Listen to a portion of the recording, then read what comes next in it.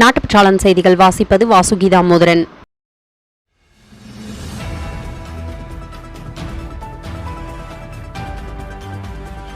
மணப்பாறை அருள்மிகு ஸ்ரீ வேப்பிலை மாரியம்மன் ஆலய கும்பாபிஷேக நிகழ்விற்கு மணப்பாறை ஜமாத் சார்பாக சீர்வரிசை வழங்கி மத நல்லிணக்கத்தை வெளிப்படுத்தினர். விக்கிரவாண்டி திமுக எம்எல்ஏ புகழேந்தி மருத்துவமனையில் சிகிச்சை முடித்துவிட்டு வீடு திரும்பி ஓய்வெடுக்காமல் கட்சிக்காக வெயிலையும் பொருட்படுத்தாமல் தேர்தல் பிரச்சார பொதுக்கூட்ட பணியில் ஈடுபட்ட நிலையில் நேற்று முன்தினம் முதல்வர் ஸ்டாலின் பங்கேற்ற கூட்டத்தில் மயங்கி விழுந்தார். அவசர சிகிச்சை அளித்தும் பலனின்றி நேற்று காலை அவர் மரணமடைந்தார். லோக்சபா தேர்தலில் ஓட்டுப்பதிவை அதிகரிக்க நெடுந்தூரத்தில் உள்ள ஓட்டு சாவடிகளுக்கு வாக்காளர்கள் சென்று வர வசதியாக ஏப்ரல் 19ஆம் தேதி மட்டும் இலவச பஸ் வசதி செய்து தர வேண்டும் என கோரிக்கை மக்களிடையே எழுந்துள்ளது. இஸ்ரேல் மீது தாக்குதல் நடத்த ஈரான் முடிவு, அமெரிக்கா ஒதுங்கியிருக்க வேண்டும் என எச்சரிக்கை. இஸ்ரேல் மீது தாக்குதல் நடத்த உள்ளோம், அதனால் அமெரிக்கா ஒதுங்கியிருப்பது நல்லது என அமெரிக்காவிற்கு ஈரான் கடிதம் எழுதியுள்ளது.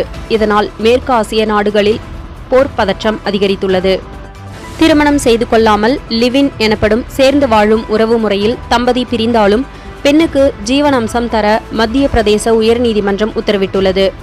உத்தரகாண்ட் மாநிலத்தில் கடந்த பிப்ரவரி மாதத்தில் புதிய சிவில் சட்டம் அமல்படுத்தப்பட்டது. அதன்படி லிவ்-இன் உறவில் உள்ளவர்கள் பதிவு செய்வது கட்டாயமாக்கப்பட்டுள்ளது. மேலும் ஜீவனாம்சம் உள்ளிட்ட உரிமைகளும் வழங்கப்பட உள்ளன. சட்டப்பூர்வமாக திருமணம் செய்யாவிட்டாலும் அந்த பெண்ணுக்கு அந்த ஆண் பராமரிப்பு செலவு வழங்க வேண்டும் என உத்தரவு.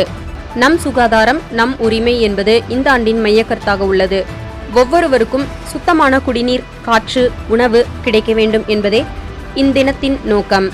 சுகாதாரத்தின் முக்கியத்துவம் பற்றி விழிப்புணர்வு ஏற்படுத்த ஏப்ரல் 7ஆம் தேதி உலக சுகாதார தினம் கடைபிடிக்கப்படுகிறது. உலக சுகாதார நிறுவனம் தொடங்கப்பட்ட 1948ஆம் ஆண்டு ஏப்ரல் 7ஆம் தேதி உலக சுகாதார தினமாக கடைபிடிக்கப்படுகிறது. மீன்பிடிக்க சென்ற இலங்கை மீனவர் சர்வதேச எல்லையில் நடுக்கடலில் மாரடைப்பு ஏற்பட்டு உயிருக்கு போராடிய நிலையில் இலங்கை மீனவரை தகவல் அறிந்த இந்திய கடற்படை ஹெலிகாப்டர் மூலம் மீட்டு சிகிச்சைக்காக சென்னை கொண்டு சென்றனர். இந்தியா மாலத்தீவு இரு நாடுகளுக்கிடையே சிக்கல்கள் நிலவி வந்த போதிலும் 2024-2025ஆம் நிதி ஆண்டிற்கான ஏற்றுமதியை அதிகரித்து இந்தியா அனுமதி வழங்கியுள்ளது. இதையடுத்து அந்நாட்டின் வெளியுறவுத்துறை அமைச்சர் மூசா ஜமீர் இறக்குமதி செய்வதற்கான தடைகளை நீக்கி ஒதுக்கீட்டை புதுப்பித்ததற்கு இந்திய அரசிற்கு மனப்பூர்வமாக நன்றி தெரிவித்துக் கொள்கிறேன் என நன்றி கூறினார்.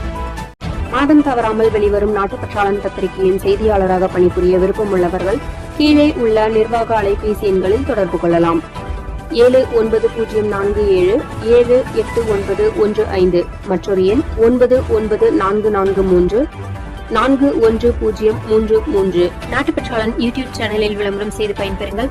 நமது நாட்டுப்பற்றாளன் செய்திகளை அறிந்து கொள்ள யூடியூப் சேனலை சப்ஸ்கிரைப் செய்யுங்கள். வணக்கம்.